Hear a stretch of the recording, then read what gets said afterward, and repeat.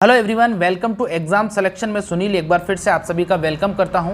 तो दोस्तों, पशु परिचर की वैकेंसी आ चुकी है और बहुत सारे बच्चों ने कमेंट किया कि सर हमको तो एनिमल हस्बेंड्री का मैटर चाहिए। तो इसी के रिगार्डिंग मैंने यहाँ पर एक नई क्लास शुरू की है जो डेली आपको लगभग 8:15 बजे मिल जाएगी और इसमें आपको मैं एनिमल हस्बेंड्री के इंपॉर्टेंट टॉपिक्स पढ़ाने वाला हूँ। तो चलिए शुरू करते हैं। आज हमारा पहला जो टॉपिक है उस टॉपिक का नाम है पशु के रोग। हालांकि ये जो क्लास है ये मैं आपको लगभग 3-4 पार्ट्स में प्रोवाइड करवाऊंगा जिससे आपको लेक्चर देखने में आसानी रहेगी। तो यहाँ पर बात करते हैं पशु के रोग की, और पशु के जो रोग हैं वो कितने प्रकार के होते हैं और ये किस किस कैजुअल ऑर्गेनिज्म या किस किस रोगजनक से होते हैं। इसके सवाल हमेशा एग्जाम में पूछे जाते हैं और आपके पशु परिचर में भी आ सकते हैं। तो आपको वीडियो पूरा देखना है, वीडियो आपके लिए बहुत ही ज़्यादा हेल्पफुल हो सकता है। तो चलिए शुरू करते हैं। सबसे पहले बात करते हैं जीवाणु जनित रोग की। तो जीवाणु जनित रोग में पशु में जितने भी विशिष्ट और घातक रोग होते हैं ये सब जीवाणुओं की ही देनी, यानी कि सबसे ज़्यादा जो बीमारियां होती हैं वो जीवाणुओं के द्वारा ही पशुओं में होती है। जिसमें सबसे ज़्यादा अगर अपन बात करते हैं तो गलघोटू, ध्यान रखना, जीवाणु के द्वारा होता है। इसके अलावा विष ज्वर, लंगड़ा, बुखार, क्षय रोग, इसके अलावा संक्रामक गर्भपात, इसके अलावा थनैला, सबसे इंपॉर्टेंट ध्यान रखना, थनैले का बहुत बार पूछा गया प्रश्न है। इसके अलावा बच्चे के सफ़ेद दस्त, इसके अलावा टिटनस, इसके अलावा एंट्रोटॉक्सीमिया या इसको फड़किया के नाम से भी जानते हैं। अच्छा, अब आपसे सवाल किस प्रकार से पूछा जा सकता है, वहाँ पर आपसे सवाल पूछा जाएगा इनमें से कौन सी बीमारी जीवाणु जनित है या इनमें से कौन सी बीमारी जीवाणु जनित नहीं है। इसी प्रकार से आपसे सवाल पूछा जा सकता है। अब बात करते हैं अपन जीवाणु जनित के बाद में विषाणु जनित बीमारियां कौन कौन सी है। तो विषाणु जनित के लिए यहाँ पर देखिए दे रखा है, विषाणु जनित रोग जीवाणु से अधिक घातक होते हैं क्योंकि एक बार जब इस बीमारी हो जाती है तो इसको ठीक करना थोड़ा मुश्किल हो जाता है। इसमें सबसे इंपॉर्टेंट है खुरपका मुंहपका, जिसका सवाल आज तक सबसे ज़्यादा बार पूछा गया है। इसके अलावा यहाँ पर दे रखा है 2.5 दिन का बुखार, इसके अलावा चेचक और पागलपन, ये भी बीमारी जो है ये विषाणु जनित बीमारियां हैं। अब आगे बात करते हैं, अगला है आपका परजीवी रोग। और परजीवी रोग के अंदर देखिए क्या है, परजीवी कीट पशुओं के शरीर में निवास करते हैं। इनमें से कुछ शरीर के ऊपर तथा कुछ शरीर के अंदर पाए जाते हैं। इसका मतलब यहाँ पर साफ साफ है कि जो परजीवी रोग हैं वो 2 प्रकार के होते हैं। एक होता है आपके बाह्य परजीवी और दूसरा होता है आपका अंतः परजीवी। अब बात करते हैं बाह्य परजीवी की। ऐसे कीट जो पशुओं की त्वचा पर रहते हैं जैसे जूं, किल्ली, पिस्सू आदि, इनमें से निम्न बीमारियां कौन कौन सी हो सकती हैं, खाज हो सकती है और खुजली हो सकती है। अब बात करते हैं आपके जो अंतः परजीवी होते हैं, क्योंकि इसका सवाल पूछा जाता है। अंतः परजीवी इसका मतलब ये क्या, कहाँ पर पाए जाएंगे, ये शरीर के अंदर पाए जाएंगे। शरीर के अंदर इनमें से कौन कौन सी बीमारियां हो सकती हैं, एक तो होता है आपका थेलियोसिस, फिर हो जाएगा आपका सर्रा बीमारी, फिर हो जाएगा आपका लाल पेशाब, फिर हो जाएगा फेसियोलाइसिस बीमारी, ये इंपॉर्टेंट है ध्यान रखना, एवं अन्य पेट के कीड़े, ये सभी किसमें आते हैं, अंतः परजीवी में आते हैं। इसके अलावा बीमारी जो होती है वो और किस कारण से हो सकती है, इसमें खराब रखरखाव के कारण और बीमारियां हो सकती हैं, अनुचित देखभाल के कारण, गलत खान पान के कारण या पोषक तत्वों की न्यूनता के कारण। पोषक तत्वों की न्यूनता से कौन सी बीमारी होती है, आपको पता है कैल्शियम की कमी के कारण क्या हो जाता है, बुखार हो जाता है। कौन सा बुखार हो जाता है, मिल्क फीवर हो जाता है। ठीक है, अब ध्यान रखना है आगे अगला जो दे रखा है वो है चयापचयी जन्य रोग, जिसमें शरीर में सामान्यतः चयापचय प्रक्रियाओं के विचलित होने से। अब चयापचय क्रियाएं कौन सी होती हैं, शरीर के अंदर बहुत सारी क्रियाएं चलती हैं, जिसमें अगर मैं मादा पशु की बात करता हूं तो मादा पशु के अंदर क्या क्या प्रक्रियाएं चलती है, जिसमें दूध भी बनता है। इसके अलावा शरीर में पाचन होता है, इसके अलावा जो रक्त है उसके फिल्ट्रेशन का काम होता है। ये सारी ही जो प्रक्रियाएं हैं ये चयापचय प्रक्रियाएं कहलाती हैं, और जब इनमें विचलित हो जाता है तो विचलित होने के कारण ये रोग उत्पन्न होते हैं। जैसे मिल्क फीवर, मिल्क फीवर की अगर मैं बात करता हूँ किसकी कमी से होता है, कैल्शियम की कमी से होता है। इसके अलावा कीटोसिस की बात करता हूँ तो ये बीमारी भी आपके कैल्शियम फास्फोरस की कमी के कारण होती है। अब बात करते हैं जन्मजात रोग की।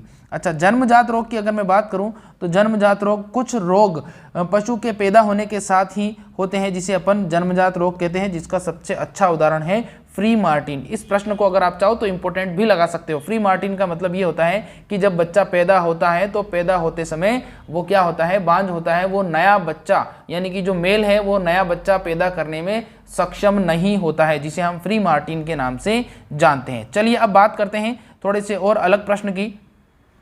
चलिए अब एक एक बीमारी के बारे में अध्ययन करते हैं। सबसे पहले जो बीमारी है वो है पशु माता, जिसको पशु प्लेग या रिंडरपेस्ट के नाम से भी जानते हैं। ध्यान रखना वहां पर पशु प्लेग और रिंडरपेस्ट दोनों को वो पूछ सकता है, तो पशु प्लेग के साथ साथ आपको रिंडरपेस्ट भी याद करना है। अब यहाँ पर दे रखा है ये एक वायरस जनित बीमारी है, वायरस द्वारा फैलने वाला बहुत ही भयानक और संक्रामक रोग है। इसके प्रकोप से लाखों पशु प्रतिवर्ष मौत के घाट उतर जाते हैं।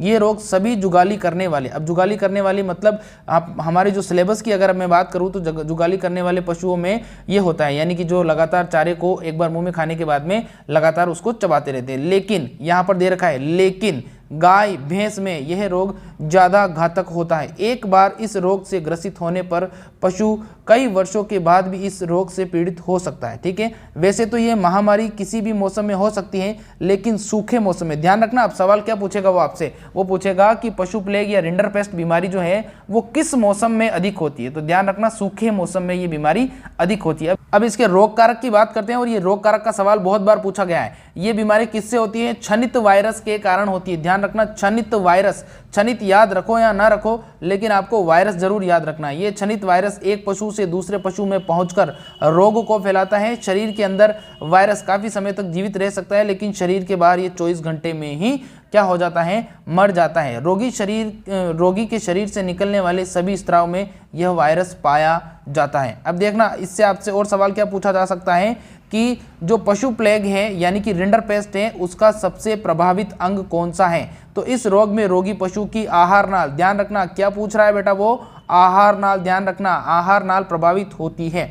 अब देखिए टेम्परेचर के बारे में भी आपसे सवाल पूछ सकता है। लक्षण की अगर मैं बात करूं तो पशु के शरीर का जो तापमान है वो 104 से 107 डिग्री फ़ारेनहाइट हो जाता है। पशु की आंखें लाल हो जाती हैं, आंखों से पानी बहता है, पशु का गोबर जो है वो सख्त कठोर आता है, उसके साथ खून भी आता है, और बाकी और अन्य बीमारियां हैं, अन्य लक्षण जो हैं वो आपको यहाँ पर दिखाई देंगे, जिसमें पशु खाना पीना छोड़ देता है और अन्य। लेकिन सबसे इम्पोर्टेंट जो है वो यही है 104 से 107 डिग्री बुखार का हो जाना और आहार नाल का संक्रमित हो जाना। इसके अलावा यहाँ पर बात करते हैं तो अंतःस्राव में गाढ़े होकर मवाद जैसी स्थिति आ जाती है और रोगग्रस्त पशु जो है वो 4 से 7 दिन में मर जाता है। ठीक है, ये भी आपको ध्यान रखना है। अब देखिए आगे क्या बात करते हैं, आगे यहाँ पर बात करते हैं उपचार की। तो उपचार में यहाँ पर दे रखा है सल्फामेडिन 50 ml देनी है, अंतः शिरा इंजेक्शन, यानी कि हमारे शरीर के अंदर जो शिरा और धमनी होती है उसमें से शिरा के अंदर इसका इंजेक्शन लगाना है। इसके अलावा बात करते हैं इंजेक्शन को रोकने के लिए क्रोम 10, इसका भी इस्तेमाल कर सकते हैं अपन।